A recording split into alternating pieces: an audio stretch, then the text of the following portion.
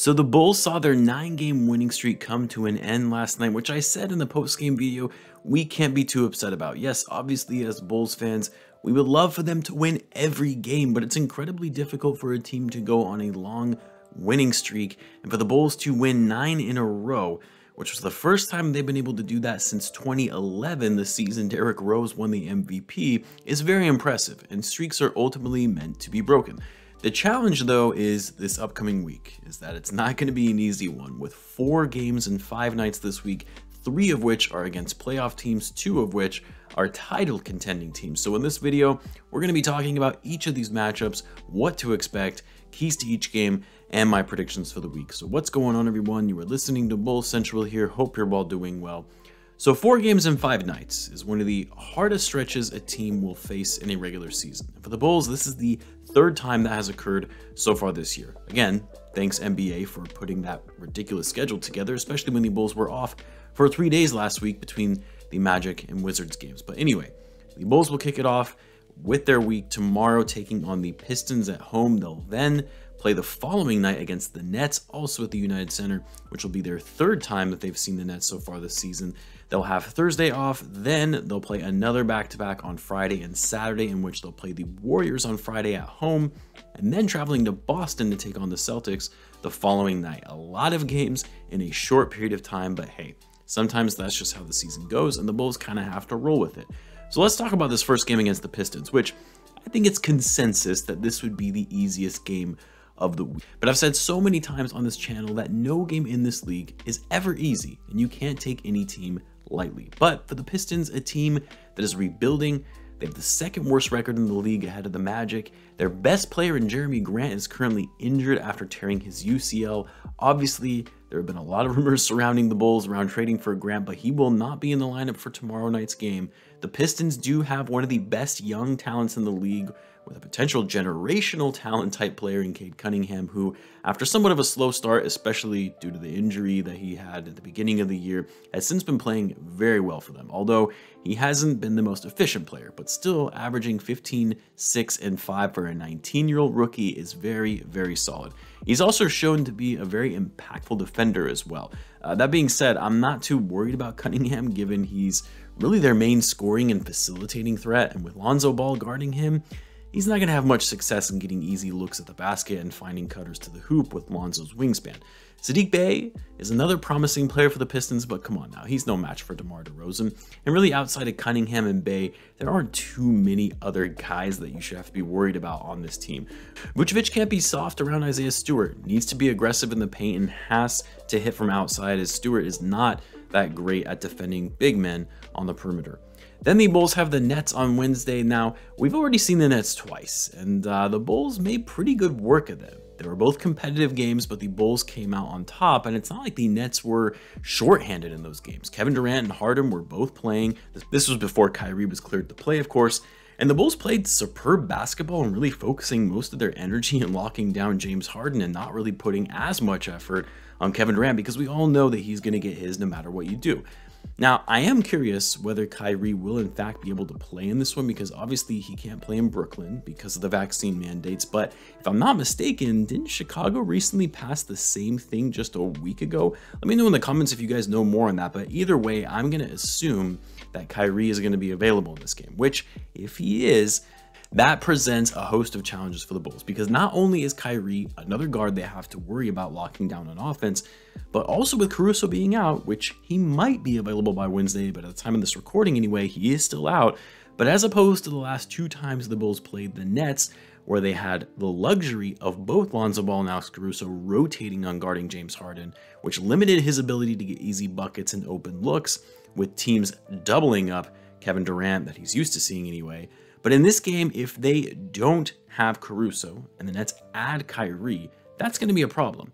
Now, thankfully, the Bulls have another strong defending guard in Dosunmu, which helps, but you're really going to need your best defending guards going against the likes of Harden and Kyrie. I'm not even going to bother with Kevin Durant, because the Bulls not really having a true power forward, no Javonte Green either. Like, Kevin Durant is probably going to go off yet again and score over 35 points. But just like the last 2 games, if you can maintain the net scores in the backcourt and at least try to limit Kevin Durant even a little, you can beat them because they're not a strong defensive team. And with the Bulls' elite scoring of Lavine and DeRozan, you can essentially win the game in a shootout. Then the Bulls face currently the best team in the league record-wise in the Golden State Warriors. Now, because you guys know that I currently live in the Bay Area, I cannot stand the Warriors because of all the bandwagon fans that exist around here. And because I went to the game in San Francisco and the Bulls got spanked, I want the Bulls to win this game really badly. And even despite my bias, I actually think the Bulls have a good chance at winning this game, and I'll explain why. Yes, the Warriors just got Klay Thompson back, who looked pretty good for his first game last night in the league after being out for nearly 2.5 years. And of course, the last time these two teams met, the Warriors were without Thompson, but the Bulls were also without Vucevic at that time. And initially in that game, I thought, well, it won't matter because the Warriors play small and the Bulls are going to need to play small as well, especially considering Vucevic won't be in. Well, of course, I was wrong and the Bulls got cooked. However, in this game, the fact that Jordan Poole, who has been such a big piece for them, a guy who stepped up big time in Klay Thompson's absence, the fact that he's now coming off the bench, not getting as many minutes, is going to give Zach more advantages on offense with an older, slower Klay Thompson. Yes, I know Thompson is actually a really good defender, but that was before his 2 injuries. He's not going to be the defender that he used to be. And with Lavine and his quickness and athleticism, he's going to have an easier time getting his way to the basket on Thompson than a younger, more athletic Jordan Poole. I know some people are going to say that I'm crazy, but if you watch Klay and the way that he played defense last night against the Cavs, just watch. It's going to be a new game on offense for Zach Lavine as opposed to what he saw the last time we played the Warriors. Second, Lonzo had a bad game against the Warriors the first go-around, and really that was on both ends. Part of the problem was that Lonzo focused too much on offense in that game, taking way too many threes and missing all of them but one, and not focusing as much of his effort and attention on locking down Steph Curry.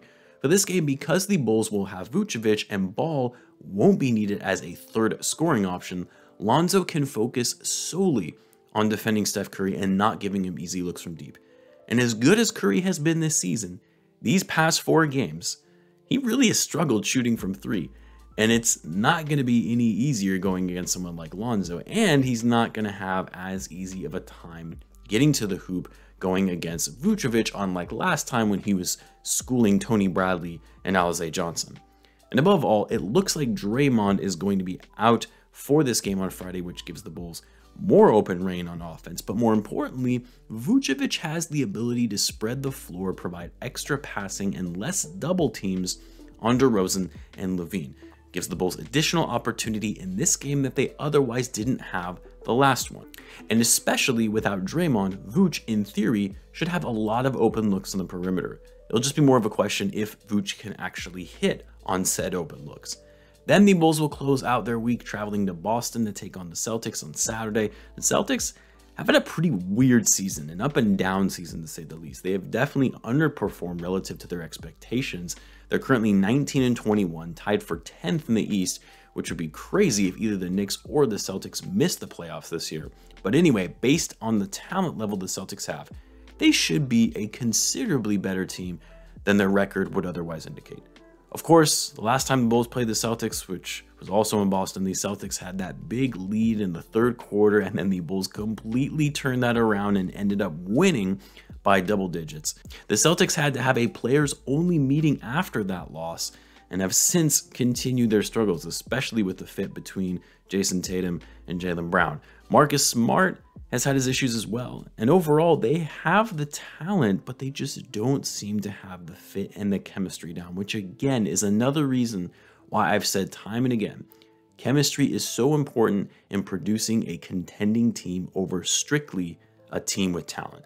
Like, you look at the Celtics roster and you think this should at least be a top 6 team in the East. They have 2 All-Stars, good young players mixed with savvy high IQ veterans, decent depth off the bench. Like, they shouldn't be this bad. But anyway, for the Bulls, I mean, this is really just taking it back to the beginning of the season and how they faced the Celtics then. Tatum had one of the worst games of his season against the Bulls, and part of it was because the Bulls played great defense in doubling him up because they knew they weren't going to pass to guys like Smart and Robert Williams. And then Marcus Smart even called that out to the media after the game, which was hilarious. Feels so good to be on the other end of that. I'm so used to Bulls players calling out their teammates and coaches to the media after a bad loss, not the team that the Bulls just beat, but doubling up Tatum, keeping Brown with Lonzo on him at bay, or even Ayo, or hopefully Caruso if he's also back in the lineup by then. And the rest of the players on this roster are kind of all secondary. Yes, Schroeder has been decent for them as a point guard, but not enough of a threat for the Bulls to have to worry about. The Celtics' size is a bit of a factor that the Bulls need to find an answer for with their front court of Robert Williams and Al Horford. The Celtics are also decent on defense with the likes of Marcus Smart, Robert Williams, and Horford. So the Bulls can't get too cute on offense thinking that they're going to just light up this team, especially when it comes to scoring inside. They're going to need to be crafty and finding ways to the basket and keeping up the ball movement. That is incredibly important. Running in transition, as the Celtics are not a good defending team in transition. The Celtics are also not a good passing team, which means that the Bulls are not going to have to worry about defending in transition as much on their part. As for my predictions this week, well, initially I was going to say the Bulls are going to go 2-2, but I'm revising my prediction for them and saying that they're going to go 3-1, only losing to the Nets. That's right, the Nets.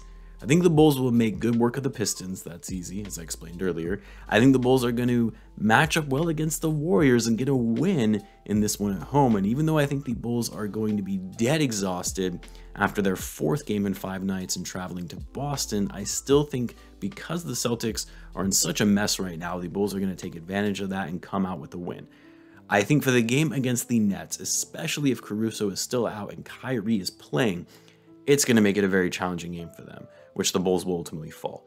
You can't win them all though, so even if the Bulls are able to walk away going 3-1 in this difficult schedule is still very good. But I want to know what your guys' predictions are for the week. Let me know in the comments, and as always, be sure to subscribe if you're a Bulls fan, as I do post daily Bulls content. Thanks again for tuning in, guys, and I will catch you in the next one.